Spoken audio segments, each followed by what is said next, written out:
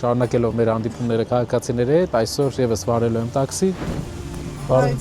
ոնց եք։ Շնորհակալություն։ Նորմալ, դուք ինչպես եք։ Լավ, փառք Աստծո։ Լավ։ Ոնց եք տեսնում մեր ապագան, երկրի ապագան։ Ճիշտն ասեմ, չեմ տեսնում։ Հավատում եք, չեմ կարողանում տեսնել, չգիտեմ։ Ահավոր խճճված վիճակ է, որովհետև չեմ պատկերացնում։ Ես ցավում եմ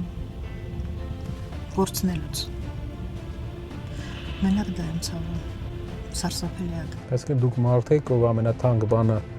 տվել է, ուղարկել է ինքնակամ Արցախ, Հայաստանի համար։ Ու դիտես ես Արցախի հետ ոչ մի կապ չեմ ունեցել, մենք չենք ունեցել ոչ հարազատներ, ոչ բարեկամներ, ոչ մեկ։ Առաջին անգամ Արցախում եղել եմ 85 թվականին ամուսինս իր աշխատողների հետ գնացել ենք մենք Արցախ, ու ես Արցախը տեսել եմ այդ ժամանակ, հիացած եմ եկել։ Մայիսին, մայովկայի օրեր այնտեղ։ Ես չեմ եղել։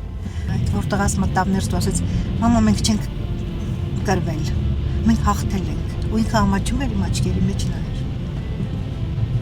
Դե հիմա ասեք, ոնց կմտածես ապագա ոնց է լինել։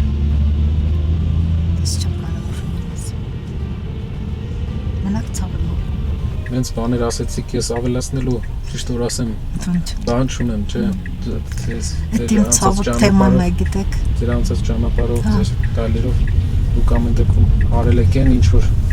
հիմքն է մեր երկրի, ինչը մեզ ապագայում նաև հաղթանակ նրա բերելու։